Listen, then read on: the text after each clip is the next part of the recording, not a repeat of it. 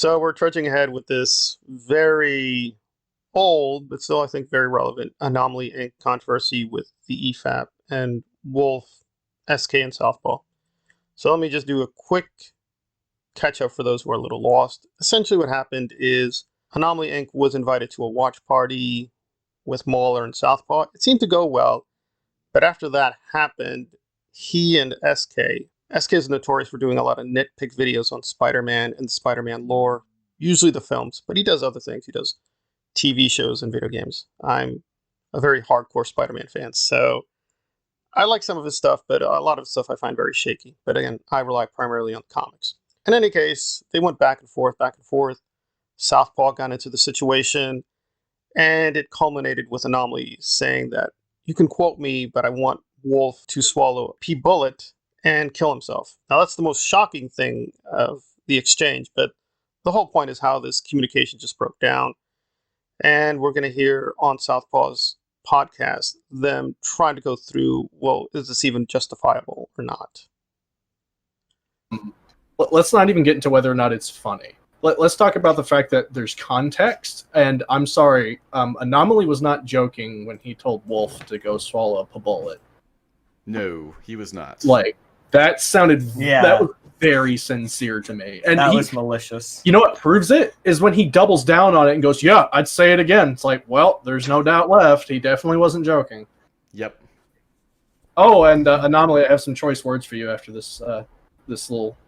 Also, I should say, since I know that they use me saying those things as an example of double standards or whatever, I've already disavowed all that.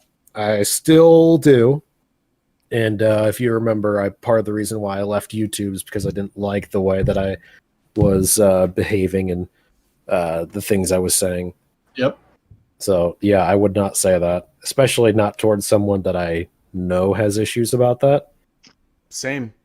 And with all the context that I provided... There's plenty of things I regret from the time I was on YouTube. Well, I don't disagree that was probably not advisable. I think the problem is, and listen, you can be pro-Wolf, that's your prerogative. I am partisan, but for this video, I'm going to try to be neutral to all sides. Wolf, as he alludes, has had a very big history of using a lot of, the nicest way you can put it is, racially charged, sexually charged words. He often just likes using a lot of curse words, some derogatory language. Wolf has addressed this because he says, again, he has black friends, and he identifies as, I presume, white, and they saw no big deal with what he did. He tells people that, saying, listen, I have, quote, friends who are not white. They're not really that overly concerned. And he publicly disavows what he used to do. He tries not to do that anymore. You have to take it the way you see it. And Anomaly himself brought this up, that there's a lot of hypocrisy going on about how he went over the line. But Wolf and Southpaw and SK themselves are pretty brutal. It's a little mixed, but for those a little bit unclear why this is so controversial, it's that Wolf has a history of mental issues. Now, I don't know Wolf. I can only go with public statements. I don't know why he would lie about that. Others have confirmed that, yeah, he has a lot of issues. So if somebody has those issues, you want to be a little sensitive. Wolf on the record says he wasn't really bothered by what Anomaly said. Still, it just showed very poor form.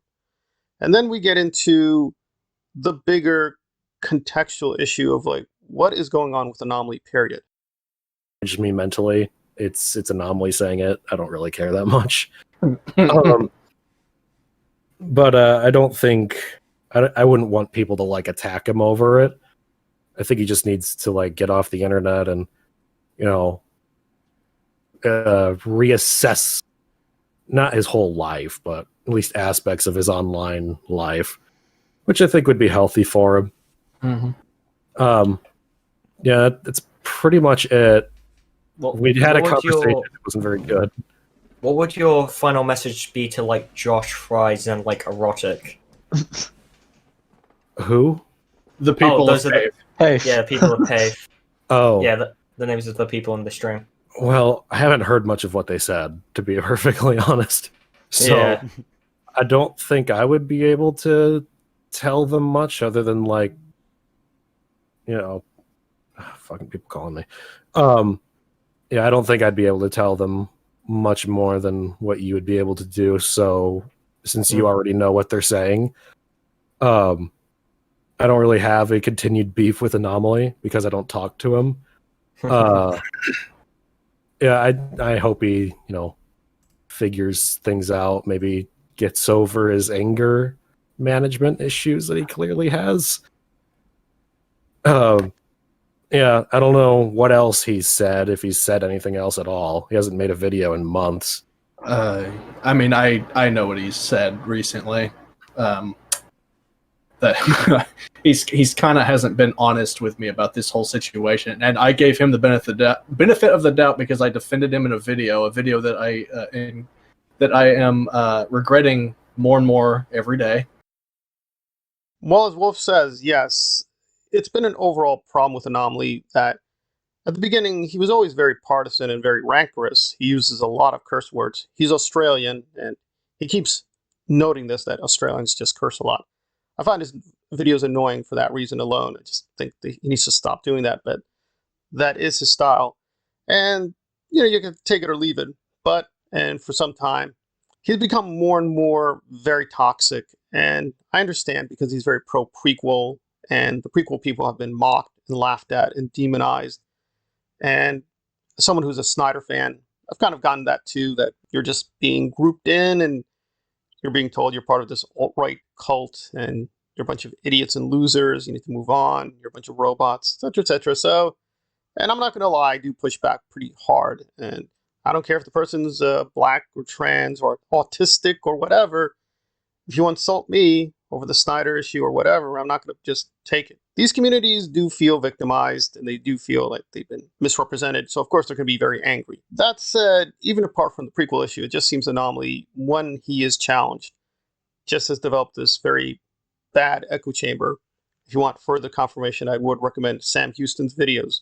He used to be very pro-Anomaly, and in fact, he was a moderator for Anomaly, and he admits that, yeah, it's been getting worse and worse, and people just seem to have a lot of groupthink. So even if you do take Anomaly's side, that, listen, Wolf isn't a very nice person. I don't care about Wolf. He's been very toxic himself. Nevertheless, there is a concern that he's developing an echo chamber where basically you either buy his fantasy version of events or you're not going to be welcome. Okay, so that's the main Anomaly Inc. controversy, and there's more to be said. But then we have the larger issue of hypocrisy with the EFAP, if they're any better. And here Southpaw is going to get into some difficult areas with Wolf over some people in the community possibly using the N-word, using racial slurs, and again, it's a little fuzzy, but it definitely shows that there's a lot of problems with the EFAP community. Anyway, What do you think of Fat Girl? You have to tell us your opinion on Fat Girl. Fat Girl? Fat Geralt. Fat Geralt. I was like, Fat Girl? Who's that one? well, he's excellent. But, yeah. See you guys. See ya, Wolf. Bye. Take it easy. And that Buzzax experienced racism, but Buzzax's words were just that some people who weren't black dropped N-bombs on VC, so by that sentence you can fairly infer that it's just casual N-words, not malicious. Again, you can't because you don't know the context. You can't do that. Wow. That was Buzzax's experience with that, and he did not take it that way at all. Also, I think I'd point out, like, if you can't infer that it was racist by that one, then you can't infer that was casual either. Yeah, you can't infer the other way around. It works both ways. It's a Schrodinger's cat. Like that. Like that's the thing. But like, listen. I heard from like so when Buzzax first explained the situation to me, and you were in the call too, weren't you, Evan? Oh yeah. So correct me if I'm wrong, but it was like someone said, "Isn't that the movie with all the N-words in it or something?" Yeah, I think so. Or like it was with a specific character. It happened a long time ago, and so I can't recall it specifically from memory. You can hold that against me all you like for having that human error, I guess. But like, I'm just like, I recall something that Buzzax said. I asked him to clarify it over text. He doesn't give me a very specific clarification. I provide a screenshot of his clarification, and they're getting really mad at me for that. And it's like, it's just one example. Like, I'm sorry, I didn't realize that I had to compile every conceivable example that I could find of this community being toxic. When it's like, again, as Wolf said, it's not just me in the EFAP cast that's noticing this? Well, like anything, I'm going to have to do some double checking and digging. I guess this goes to the question behind everything. Is it ever possible to use this kind of language and not be offensive? Well, yeah, there's obvious cases like comedians, like Louis C.K., Dave Chappelle, Chris Rock. You go through the list, they often use very derogatory language. Dave Chappelle recently did a very controversial thing on Saturday Night Live. We talked about Jews. I mean, he's a comedian. He's just being performative. So there are going to be exceptions to the rule. Normally, of course, if you start using very, very strong language and start insulting people on the basis of, you go through the list, race, religion, gender, you go through the whole list, people are going to get very upset very quickly. But again, we need a context. And presumably the pro EFAP people will always pull, well, the context is not meant maliciously, it's meant in a joking manner.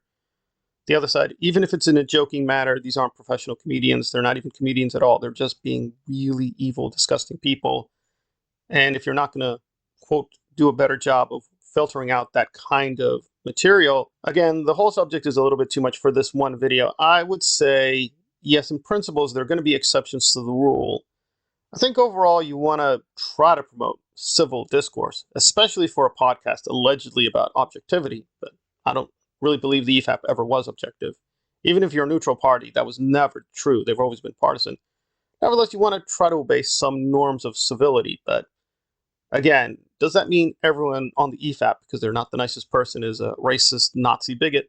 No, but they do seem to have a big element of those people. The reasoning so far is to provide excuses or to say, well, we should only really care about the most extreme cases.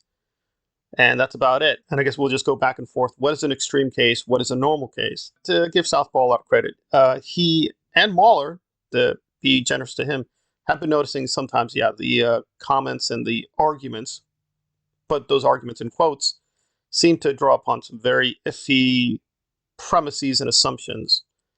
And we'll have to wait and see whether the EFAP does a better job in the future. I think it's not going to do that, but that's my personal opinion. But I think just looking at this controversy, there is some concern and some pushback within the community, but whether it's going to be enough to clean it up, we're going to have to wait and see.